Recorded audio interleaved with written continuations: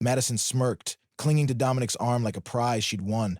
The soft glow of the restaurant lights reflected off the diamond bracelet now adorning her wrist, a gift from the man she was so sure was her upgrade.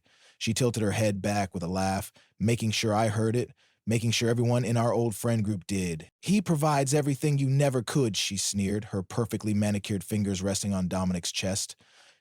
That's what a real man does. I just nodded, not a word, not a flinch. I let the moment hang between us, letting her bask in her false victory. She thought she had me beaten.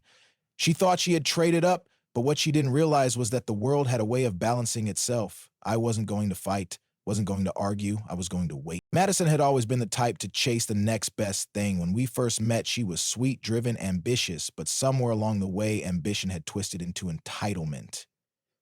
To her, success wasn't built, it was acquired, preferably through someone else's wallet. Dominic fit the bill perfectly, flashy, arrogant, and generous with money that wasn't really his. He paraded her around like a trophy, and she played the part to perfection, convinced she was sitting at the high table now.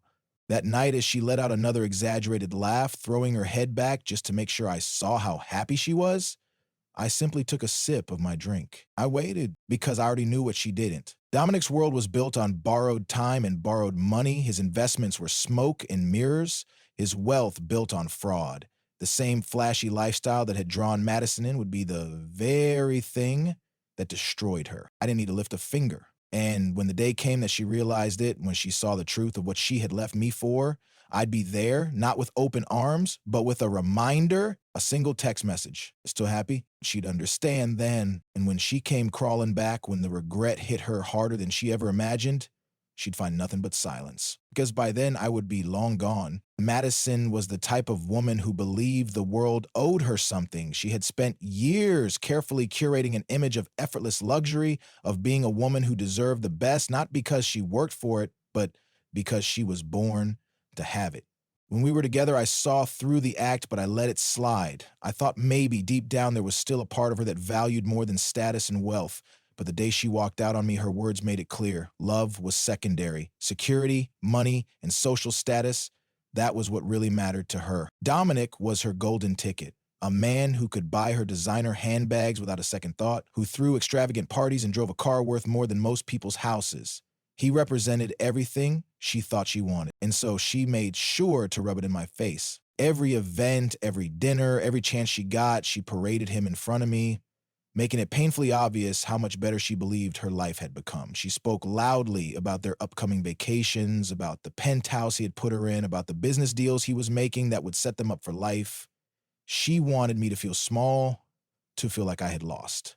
But what she didn't realize was that I had already won. While she was flaunting her new lifestyle, I was doing my research. I had always been observant, a man who preferred to let actions speak louder than words, and Dominic's actions were screaming one thing: fraud. I watched, listened, and waited. I pieced together the details, the discrepancies in his stories, the way his so-called business partners avoided discussing specifics. I saw how he spent recklessly, how his wealth seemed to appear out of thin air. I knew men like him. They burned bright, but never for long. And sure enough, the cracks began to show. At first it was subtle, a delayed payment here, a hushed conversation there. Madison, too busy basking in her supposed glow-up, didn't notice. Or maybe she did, but she chose to ignore it, because acknowledging the truth meant admitting she had made a mistake. Then one day it all came crashing down. Dominic's empire, built on smoke and deception, collapsed overnight. Investors backed out.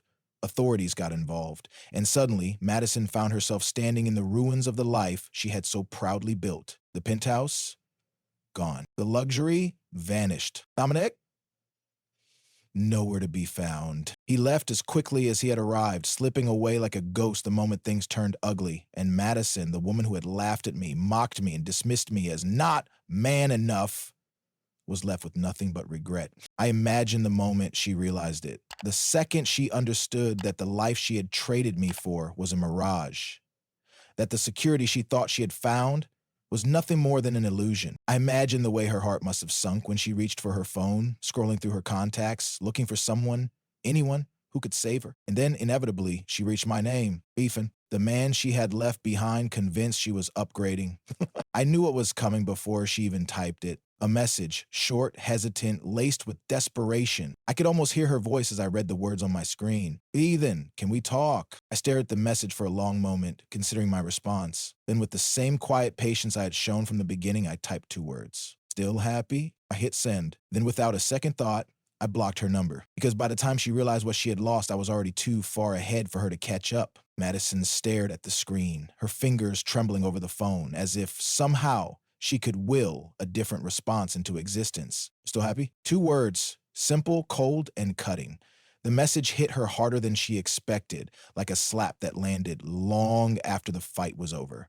She blinked, rereading it, trying to convince herself that there was still some room for hope, that maybe, just maybe, this wasn't the end of the road for her. But then, just as she went to reply, the worst thing happened. The message turned blue. The realization was like a punch to the gut.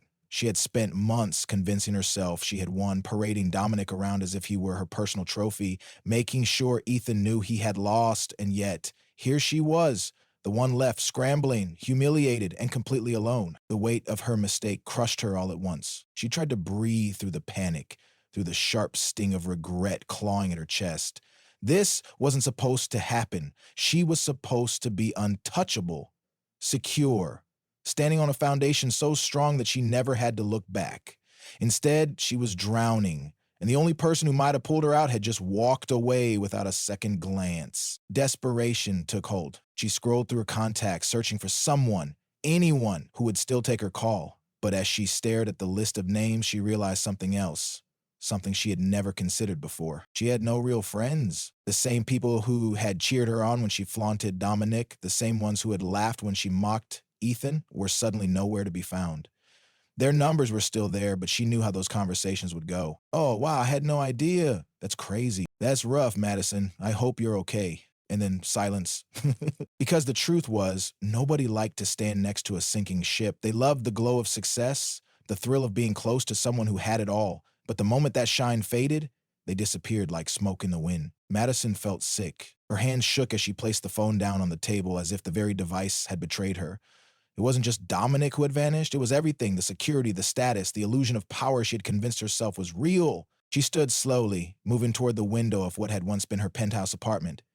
The view that had once made her feel on top of the world now felt like a cruel joke, because it was no longer hers. The notice had arrived that morning, eviction. The financial fallout of Dominic's downfall had been swift and merciless.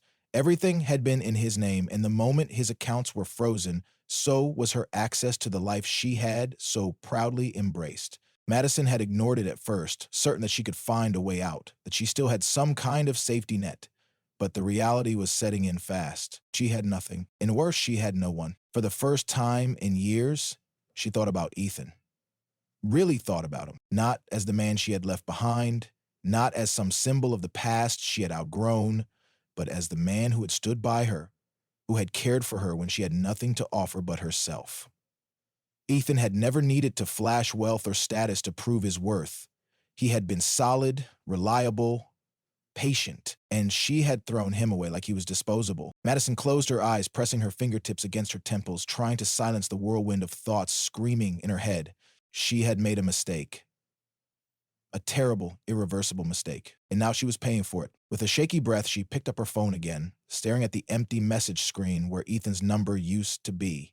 She wanted to believe there was still a way back, some chance to undo the damage, to make him see that she understood now. But the truth was, there were some mistakes you couldn't come back from. And this was one of them. Madison sat motionless in the near-empty apartment, her mind racing with thoughts she wished she could erase. Just days ago, she had been untouchable, reveling in the luxury of a world she thought would never collapse beneath her. Now, she was a ghost of the woman she had been, stripped of everything she once flaunted so shamelessly. The eviction notice sat on the counter, a silent reminder of how quickly everything had unraveled. She hadn't even packed yet. There was nowhere to go, no one waiting to welcome her back. All the so-called friends who had admired her lifestyle, who had cheered her on when she ridiculed Ethan, had vanished like shadows at dawn.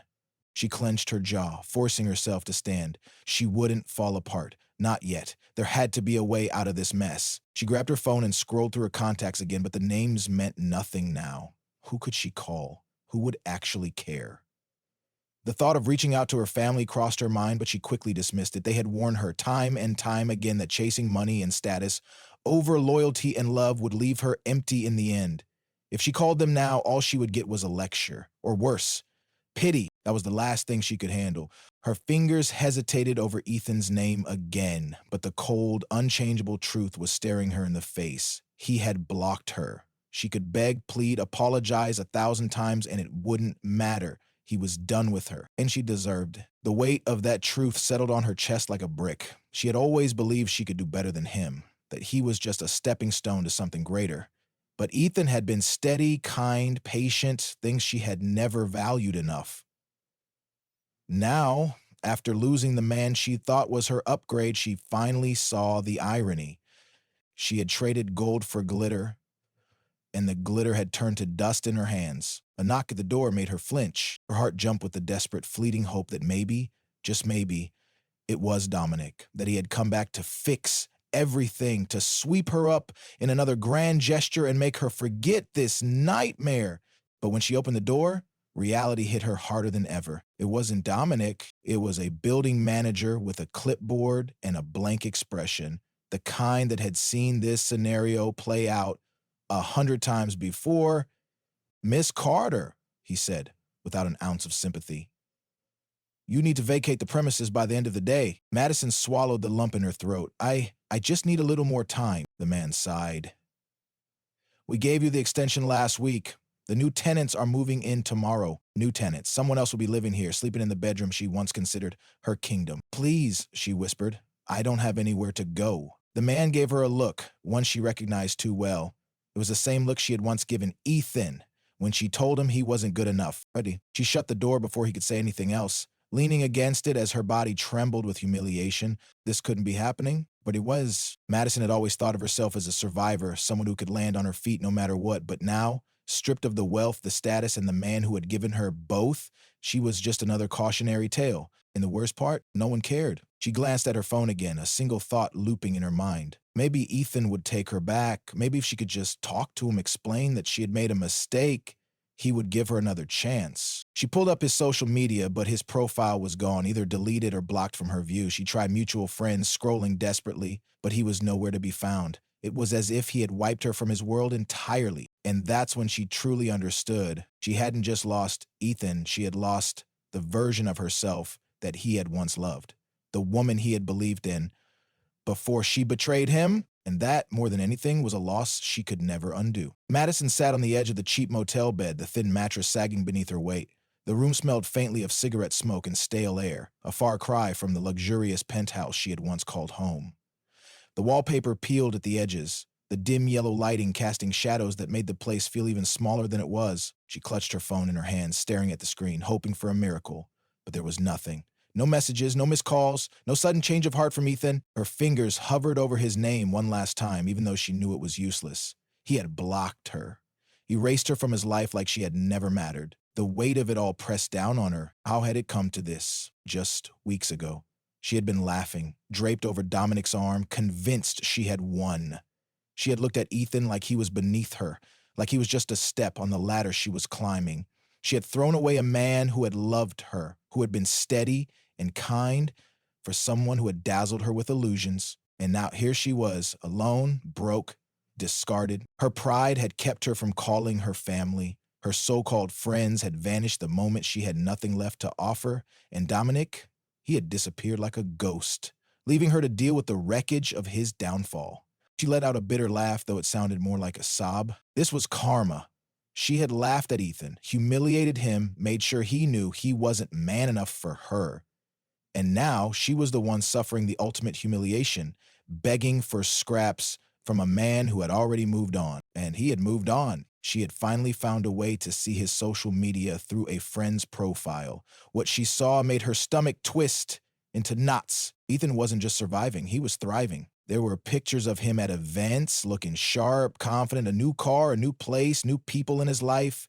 And then the final dagger, a picture of him with a woman. She was stunning, effortlessly elegant in a way that Madison had once believed she embodied.